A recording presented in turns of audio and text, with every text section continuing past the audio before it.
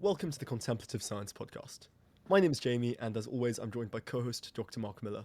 Mark, how are you, man? James, hi. I am extremely good. It's spring here. It's beautiful out, and we get this amazing opportunity to speak with Lucy Brown today about love. So I'm really excited. Yeah, so today our guest is Dr. Lucy Brown. Lucy is a neuroscientist and clinical professor in neurology at Einstein College of Medicine in New York. She is the co founder of The Anatomy of Love, and who is a leading expert on the overlap of love, neuroscience, and meditation. It is a huge privilege to have her on today. Dr. Brown, how are you? Oh, I'm fine, and it's a huge privilege for me to talk to you. That's great. So I want to kick off by quoting you because you said, and I'm quoting, "The magic of love seems to me to be the best natural euphoria there is."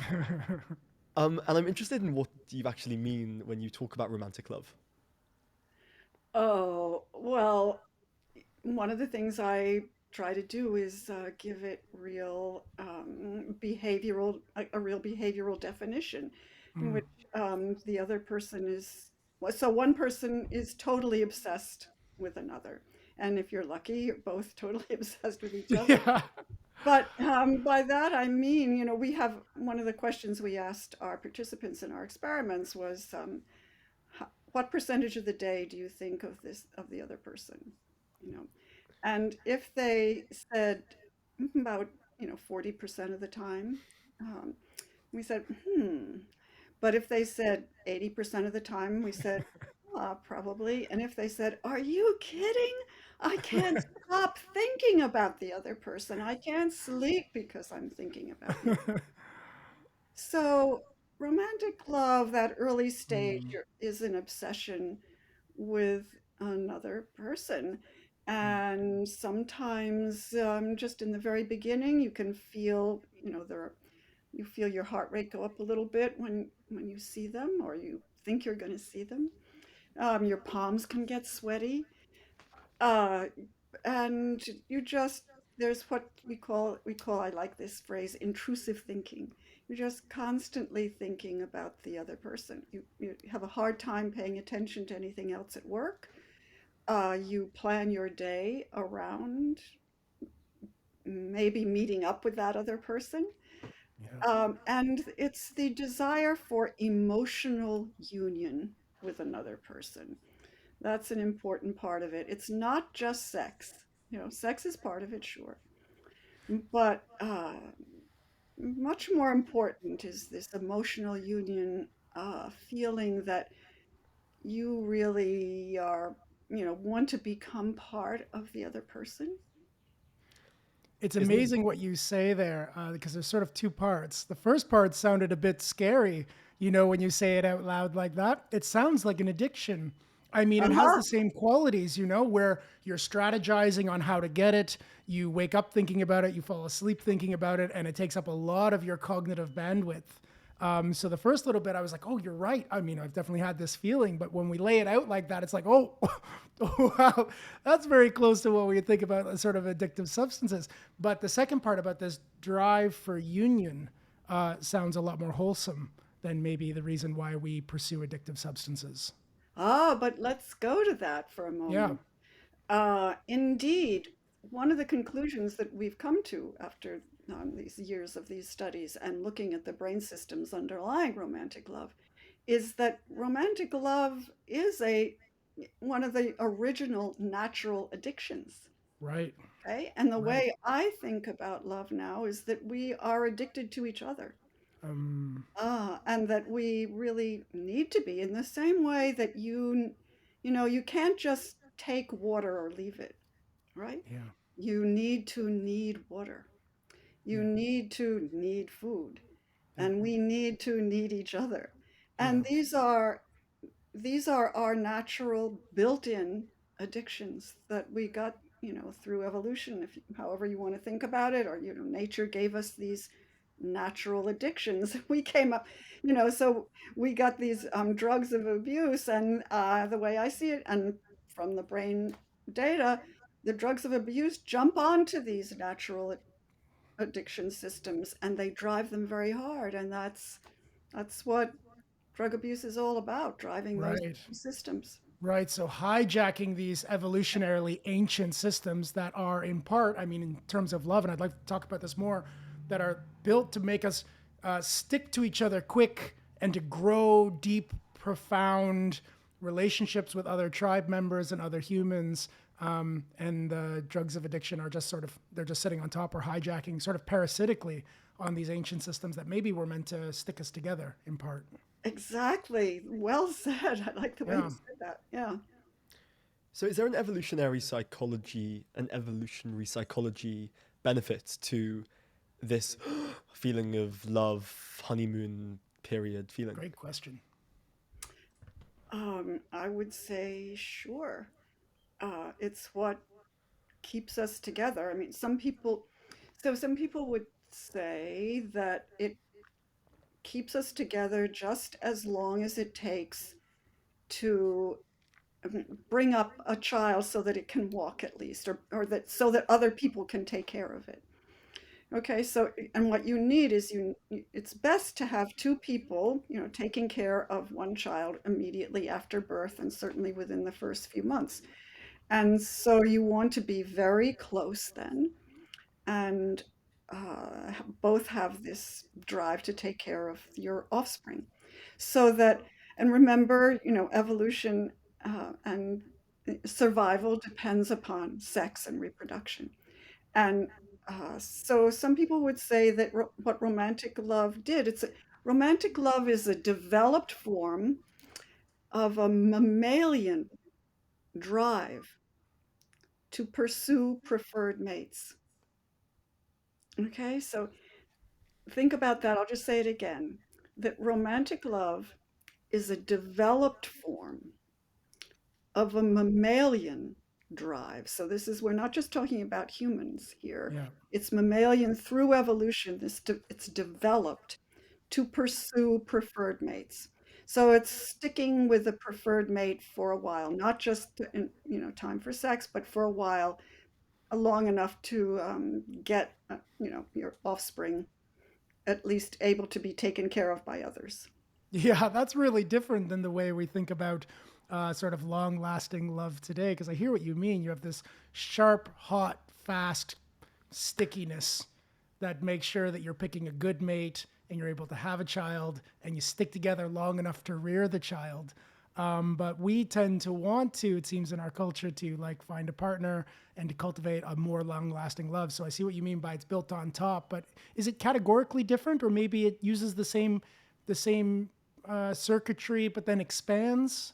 Oh, exactly. Right. Yes. So, indeed, there's this early stage intense romantic love in which you're totally obsessed with the other person. Um, and that lasts various amounts of time for different people, maybe just a few months up to, for some people it can last a lot longer, but usually it's about a year, maybe 2 years. And then what develops is more what we call, in the trade, attachment. Okay, or Mm, pair bonding. And indeed, so early stage romantic love involves more parts of the brain that are also controlling reflexes like swallowing and even breathing. So it's a very, it's the drive system for and the reflex system at a very basic level. But attachment, that second stage, when you're not so obsessed, you can go to work and think about other things, right? What you might think about is what you're going to bring home for dinner, but you can concentrate on other things. you can function again like a Right, normal human. exactly. But you're certainly still in love and attached, and and addicted to the other person, in a different way. But this involves brain systems that are higher up in the brain that get a little bit more cognitive information, shall we say. So yes, it's a different system, but again, it's a mammalian system. It's a system we inherited from mammals that came before us, and so this sticking together, it's it's uh, it's equally rewarding. If some people think it's even better, that warm feeling of, affection and cuddling and that kind of thing. Yeah. It bears worth repeating. In the sharp early phases, the parts of the brain that are governing love are the same parts of the brain that are governing breathing and reflexes. Yeah, Yeah. and swallowing, thirst, hunger, right? And we talk like that. Those are a little bit the metaphors we use for that pungent love. Like I'm thinking Rumi and Hafiz. I mean, when they're talking about love, and they're talking about love of God actually there, but they use a lot of terminology about, you're like the food I eat, or you're like the very breath in my lungs. I mean, or I almost can't breathe when I'm around you. Like, no wonder we use those. I mean, they might not be metaphorical, actually. Maybe they are, we're tapping into a little bit what's happening in the neurophysiology. Exactly. Wow. So it's interesting. So that's governed. And then it turns out that later in love, later in the relationship, it's a slightly different part of the brain that's being used. I think even that is worth just stopping and talking about. I don't think we have this conception popularly of love being something that's got a number of stages and that's reflected in the brain. It feels like, well, you're in love a lot at the start, and then you get maybe less in love. Yeah. And it, Yeah. It becomes a some people degraded, think that's worse kind of love. disappointing. Yeah, go ahead. Sorry, I No, interrupted. please. No, exactly that. But when you frame it in the way that you framed it, it reveals that not to be the correct assessment. Instead, what you do is you graduate from one kind of love, governed by X part of the brain, to a slightly different kind of love, governed by the Y part. And I just want to ask you, I don't know whether this is a question with a direct answer, but you mentioned that potentially the evolutionary benefit of the sharpness initially is you need people to be together long enough to raise a kid, have a kid, raise a kid long enough that they can be looked after elsewhere. Is the idea that after you move out of that sharpness and into attachment, you don't, the child has already grown up? Is that the idea?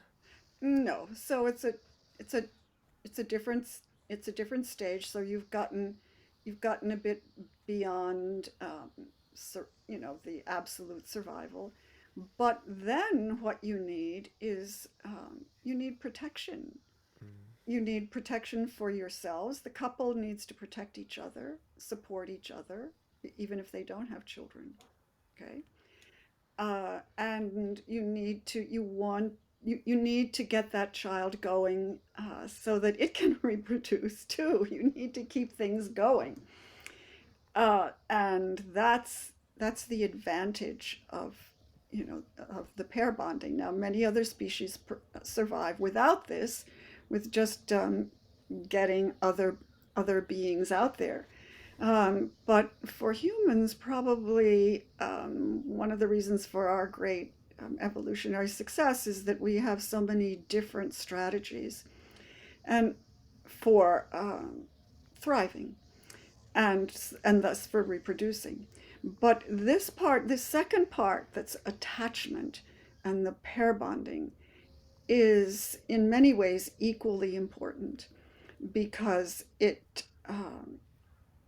what it does is it assures the growth of a family, the growth, and then the growth of community. And it assures support from many sources. And we really do need each other, as we maybe see so well right now. Yeah. And we need these systems to attach to others, and maybe not so obsessively, really, so that we can be a little more rational about it. But it's equally important to our survival to have someone else to protect and protect us. Yeah. Yeah. And that explains why you've said that love is in some ways a survival system. Right. Oh, right, for both stages. It is. I see it now totally as a survival system. Right. Yeah. Right. But a lot of your work, some of the things I've read you writing online, and some of your discussions are also around contemplative training and meditation. And so, where does this idea of love as a survival system meet maybe love as as a spiritual factor as well, or as something that's part of our self-actualization? Oh, Maybe that's a so, big topic. What do you think? oh, I think that's a very big topic. Yeah, okay. And I think, people are figuring it out, and I probably have an unusual viewpoint around this Great.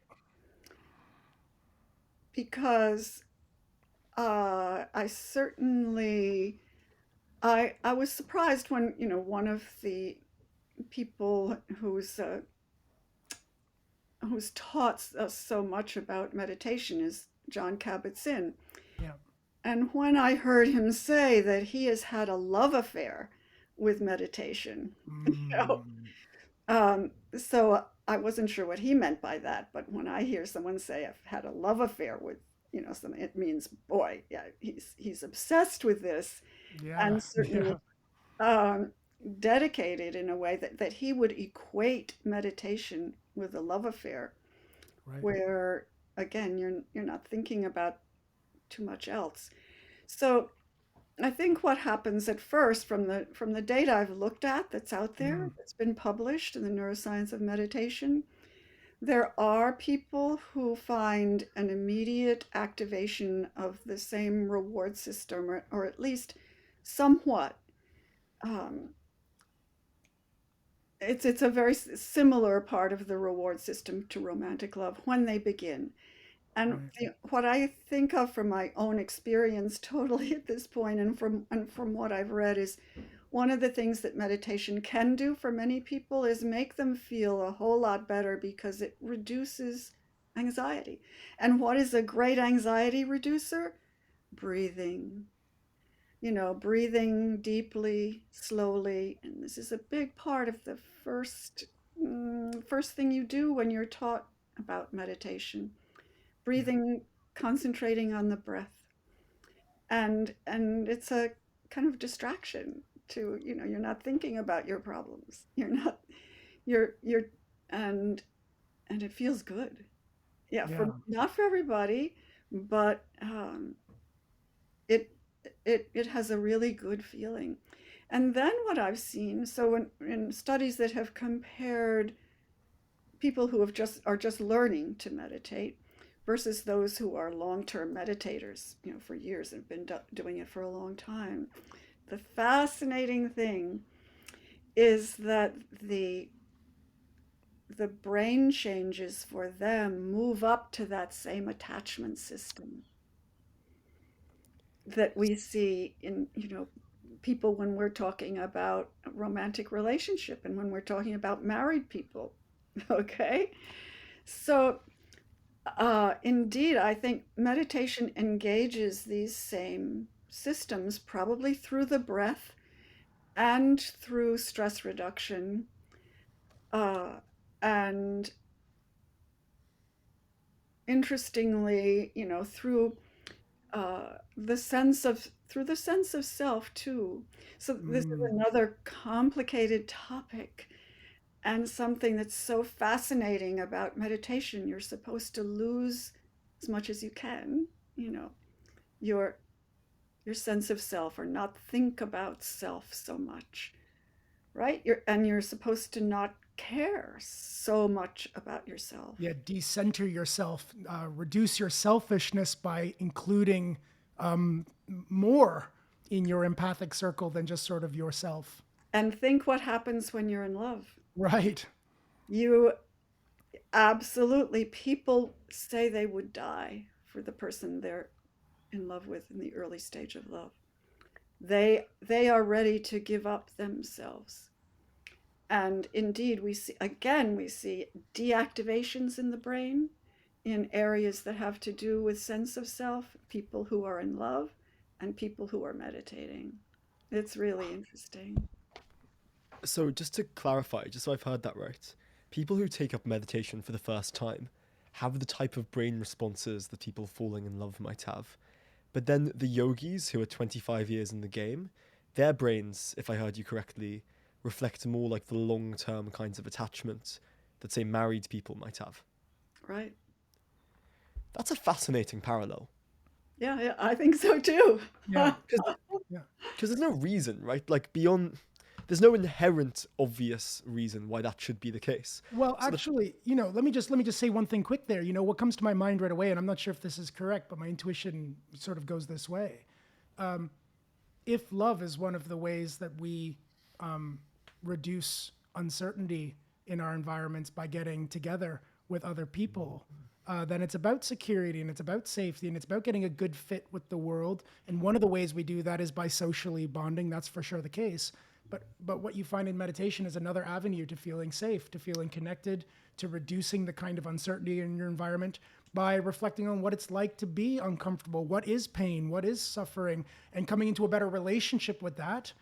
I completely understand why you might have the same reaction to getting a good grip on your environment that way, or getting together with a bunch of other humans that help you get a good grip on the world in that way. That seems really intuitive to me that those might be the same.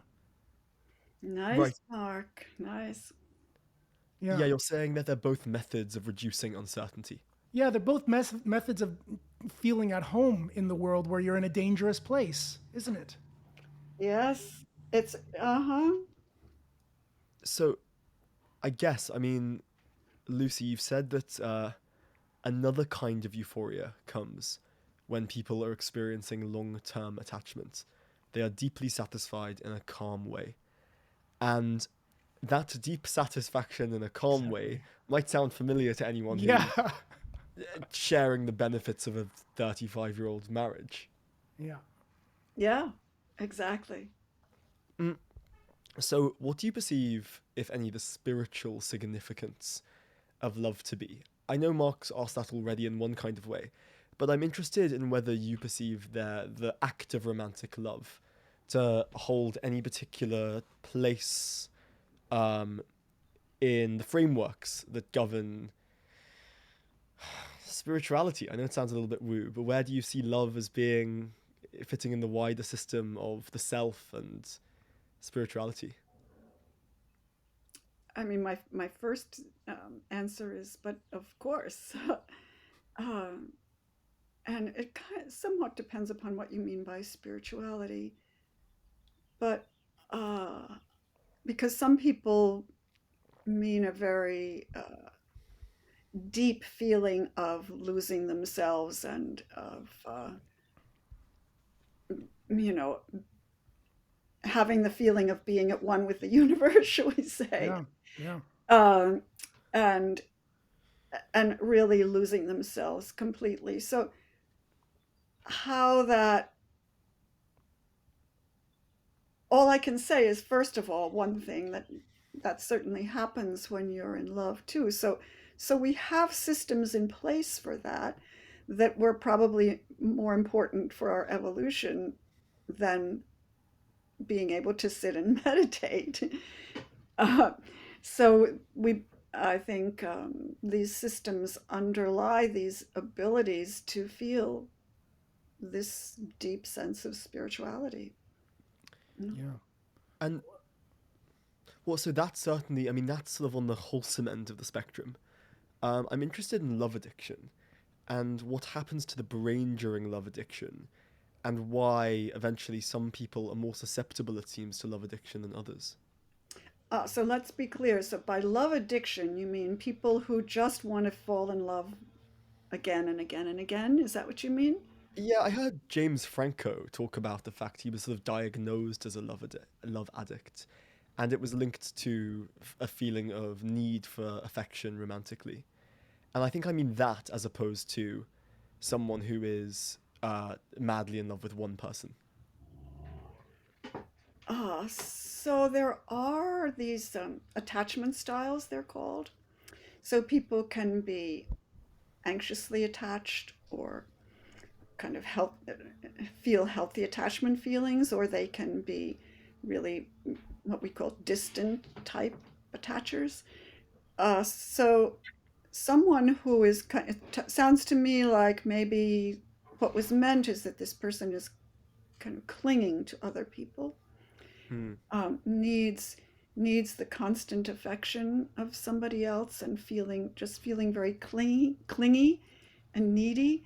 And this is so here's a fascinating aspect too of all of this, which is individual differences. Yeah. And so the need for another person in a, what I'll say is, perhaps an unhealthy way, because actually when you're very clingy and you just need this affection so very, very much, that you're constantly seeking it and you can't do any much else, right? And that doesn't make for a healthy relationship. You need to be able to leave the relationship and do other things and then come back. It's like dancers, dancing, being able to go from one end of the stage to the other, but then come back. You don't want to have to always be like, together, being lifted up by somebody or held by somebody. So it sounds to me like it's that person is not just addicted to love, it's part of an attachment style. And, psychologists know about this. And yes, some people have that greater need than others. And there are things that they can do about it, and they can talk about it and they can think about it. I mean, one of the things that, so for this website that Helen Fisher and I started, the anatomyoflove.com, and the motto on our love on that website is know thy brain. Okay. And by doing that, knowing some of what we all know about brain systems, you know yourself. So know thyself. Know what part of the spectrum you are on in terms of Yeah. attachment style. Yeah. And then know thy partner. Okay, get to know your partner also and who they are, personality wise, and as well as yourself. And there's so much that can be done for romantic relationships now. There's just there's all kinds of things that really do help and work. One of them is, when people, they're disappointed because they feel that romantic love go down and they liked feeling that romantic love so much. So you can do something that's novel with your partner. That's the kind of Mm. thing that's recommended. Go on a walking tour of Italy or something, I've Um, actually heard that you find your partner more attractive if you do dangerous things with each other. And part of oh, the reason right. why is because if you do a little bit risky something, then the evolutionary stuff turns back on and you get sticky again because you need somebody to help you manage the little bit scary space. So a good first date is to go on a high bridge or, to go on a ghost tour in your town or something. But you can also just go to a movie and experience another life that way. You can experience adventure together in a movie too. You don't, but you want to have an adventure perhaps. I Well, love this. Can I push you just one more time? I sure. love this, like thinking about the way that you can convert your research into real practical advice. So we've got this idea that love um, helps us create rich relationships, and so much so that we might even lose ourselves in that. And I think that's a really valuable. I think that's probably the most valuable thing we've sort of brought up today in terms of practice to really have your selfishness come down by including somebody else into your empathic ring. Have you learned anything else from your research that can facilitate or help people better understand how that works or how they can better navigate that area? If you like, what have you learned about knowing the brain that might help us do that better, especially in that sort of expansion and loss of selfishness sort of way? Oh, so there are uh, a couple of things, but they all come down to more than a couple of things, but they all come down to activating this reward system. You Right. want to be sure that you are activating your own reward system as well as someone else's. You want to be, there's this guy who's a relationship expert here in the US who says one of his tricks is, we all as couples will maybe criticize one another at one time, Yeah. after a few years. Yeah, so one criticism. If you criticize the other person once, that means you have to, during that day, you have to use 5 positive statements about them. Yeah. Oh, that feels just.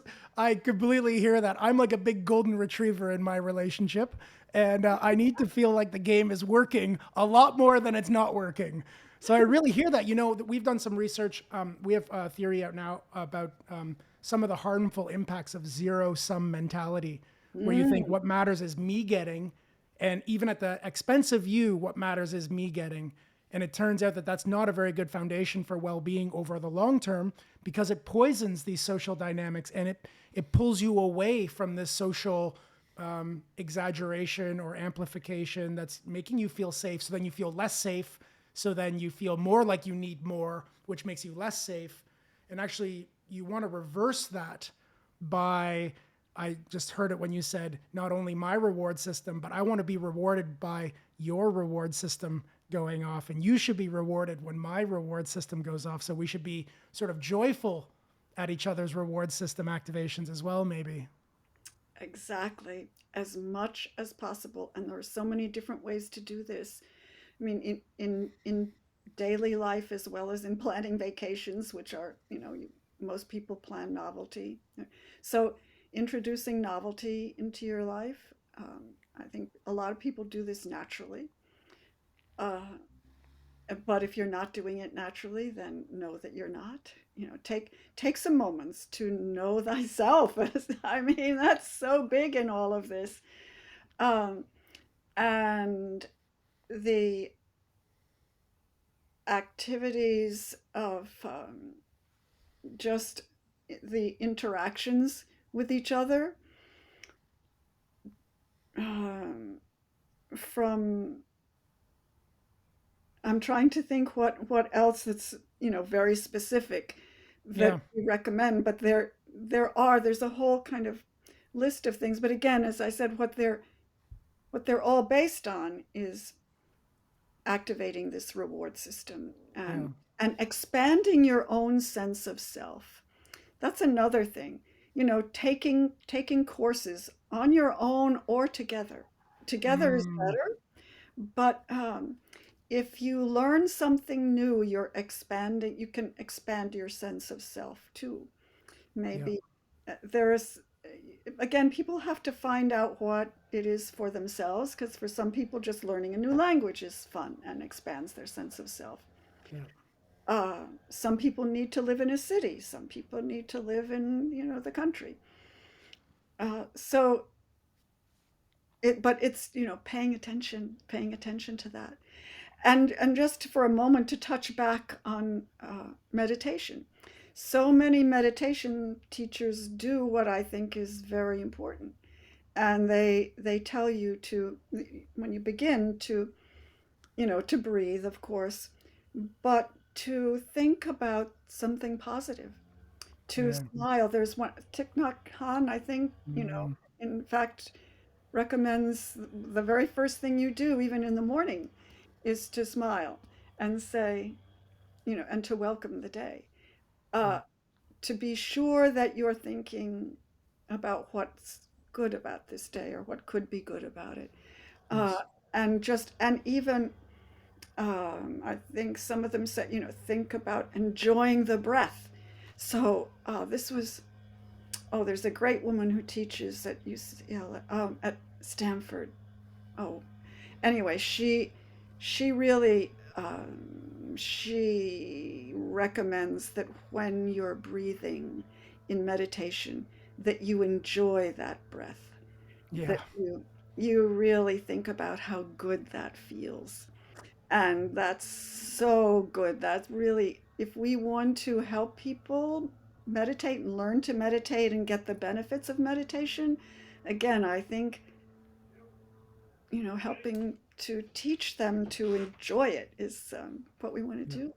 I was just going to ask, like, there are a lot of skills developed in various contemplative traditions that seem like they're ways of hacking exactly these changes that you're interested in and that you think, especially the supportive elements of love, like in the Buddhist tradition, but I think it's echoed really in every contemplative tradition.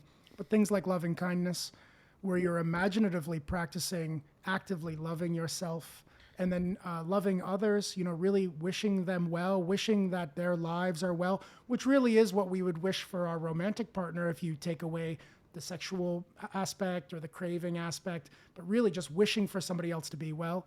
And then the other thing is empathic joy, training ourselves to take joy. So there's the reward system turning on by other people's successes. And you start first. Sometimes it's traditionally taught that you start with the easy people to feel good when they have success. And then you work your way out until you're out with your enemies, thinking, even you, like, I'm just so happy if you woke up today and felt any kind of connection today.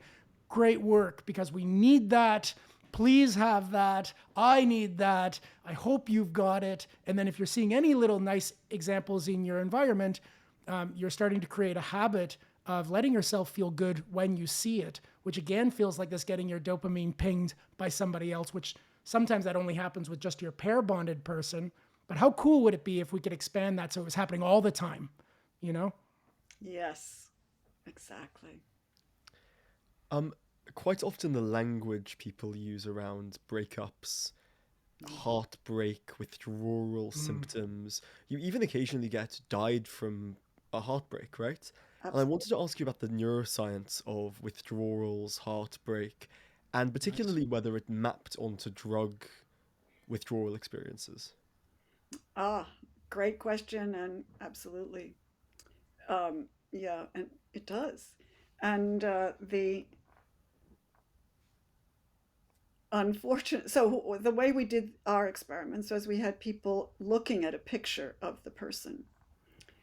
So it's a little bit different from, sitting at home and craving the other person. So people absolutely describe heartbreak as also craving the other person, incredibly craving the other person even more than they ever did before. And so there is activation of this reward system again when the person is looking at the picture of their beloved, and it's more than in the early stage. It's more parts of the brain, and it does include parts of the brain that were active when cocaine addicts were studied, when they were craving cocaine. Um, it's also there's a part of the brain where we don't just feel pain, we feel the distress of pain. So there's some people describe um, when they're given pain medications after they've broken a bone or something like that, that they still feel the pain, but it doesn't bother them. So Mm, that's a particular part of the brain that's involved in the distress of pain. And so that area was activated too for the people we studied who were heartbroken. But um, one of the positive things about it was that I wouldn't have, necessarily predicted this, but that we saw is that people are working on kind of reevaluating the situation, though, and there are parts of the brain that we know that do work on reassessing negative situations, right. and those parts of the brain were active too for the people who were heartbroken and looking at the face of their former partner, which is Right. certainly a very painful thing to be doing. Right. So you have this pain inviting them to reframe, to reorient, to reinterpret how their life works. I mean, that makes a lot of sense. That must be what grief is all about. You lose one way of being in the world. And of course, your partner that you lose represents a lot of future things, don't they? And then you have to learn how to reframe your life to make sense again. So it's as we were talking about, it's your sense of self. It's not Yeah, just that's right. your way of life. It's your Yeah. whole sense of self that you've lost. So Yeah. it's a big loss. Heartbreak is not just um, the way we generally think about it. Yeah. A People, feeling. It's not just some feeling in your chest. all right, you are losing yourself Yeah. when And not when in the good way, like we meant in meditation, where you're losing yourself, but you really feel like you're losing your safety here in the world as Right. being who you are. Exactly. Yeah. Right. It's also interesting that in the case of how we typically think about breakups and heartbreak, yeah, we it becomes the other person centric. So they're upset because they're not with person X anymore. But that's actually not true. You're upset because, as you say, you've lost your sense of safety, direction. Person X is kind of a means to those things, which you're really mourning. Oh, nice. And in that way, it makes sense, that the same parts of your brain. Because when I hear drug withdrawal, same parts of the brain are active, I go, Jesus, that's extreme. But it makes sense that it's extreme.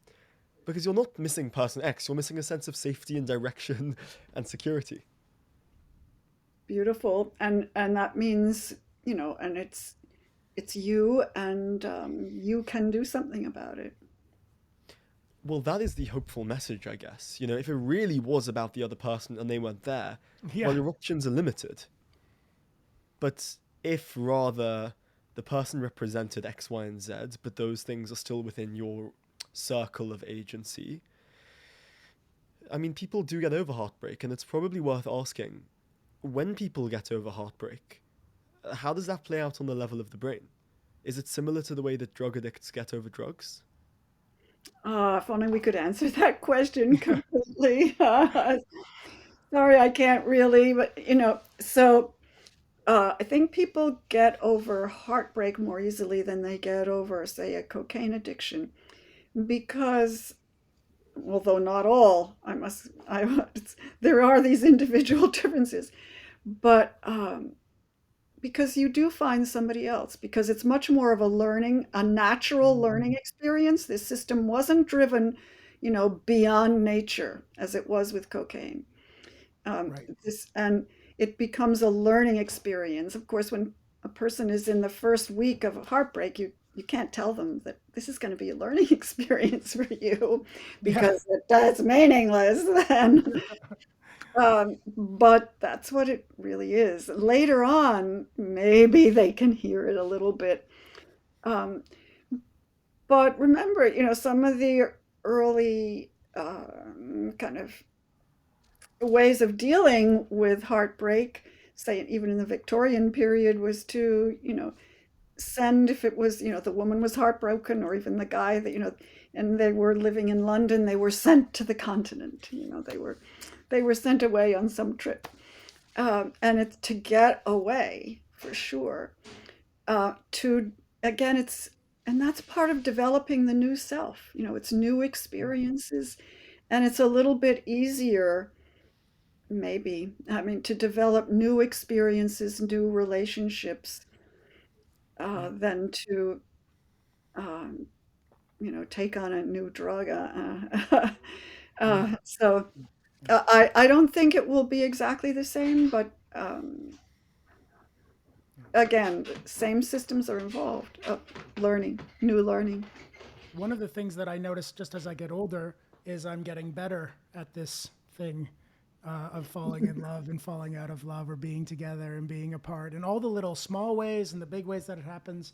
And it seems to me like there's another similarity here with meditation, which is one of the benefits for meditation in my life has been to be able to watch when I have a critical arousal experience, when I feel like I'm in danger, or I have critical worry or critical fear. And those are really valuable times too, because you learn what it's like to have your nervous system go outside of its window of tolerance. And you learn that, yes, it doesn't feel good for a couple of weeks or for a month if it's a big thing. But for the most part, the nervous system re-regulates itself. The nervous system, for the most part, is quite resilient. At least my nervous system is quite resilient. And learning that these natural big breaks have an arc. I mean, the first time that happens when we're 16, I think we just think, well, that's it. That's it. Like, I'm never going to feel good again, ever. That was it. I remember thinking that when I was 16. And now at 42, I would like to think some of my wisdom is turning on, and this does feel like it's related to meditation. I've had enough of those arcs now that when I feel one coming on, a little part of the background is going, yeah, this hurts. But we know. We know how this arc goes. Reach out to friends, hold on tight, eat ice cream, and give it 2 weeks and then reassess. And that's a big difference. Oh yeah, Mark, I totally agree. Yeah, that's great. And for people to hear that, that's the way it could go. That's Yeah. just wonderful. Yeah. There's also it's worth saying they're supposed to hurt. I mean, if you've ever watched any movies or TV or listened Yeah. to any music or read any writing ever, it's about like three topics, two of which are falling in love and the other one is heartbreak.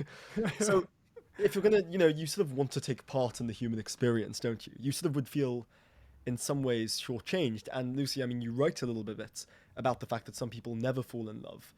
And I wanted to ask just whether there's any reason, at least on the level of the brain, why that's true. So repeat the question again.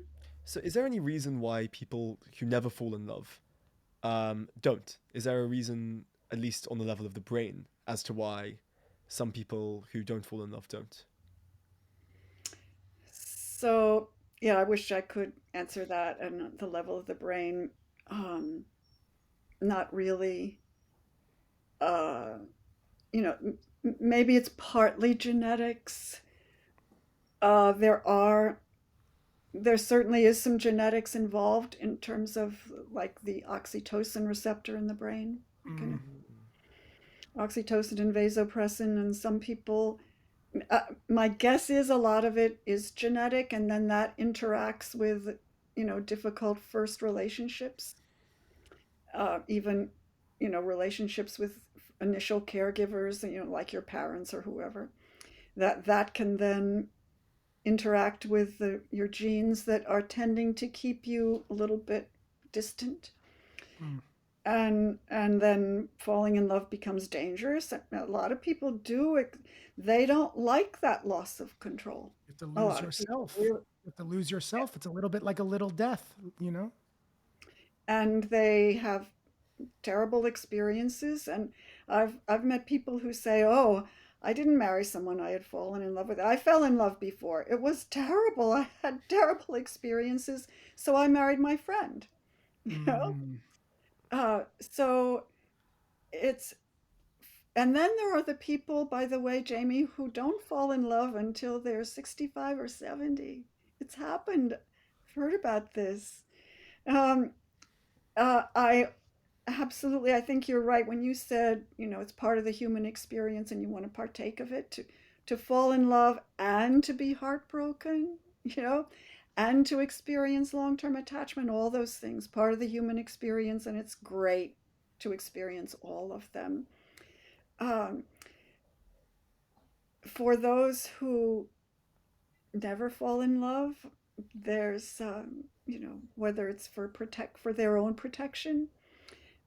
Again, what the human race has survived well with is variety, Yeah. variety.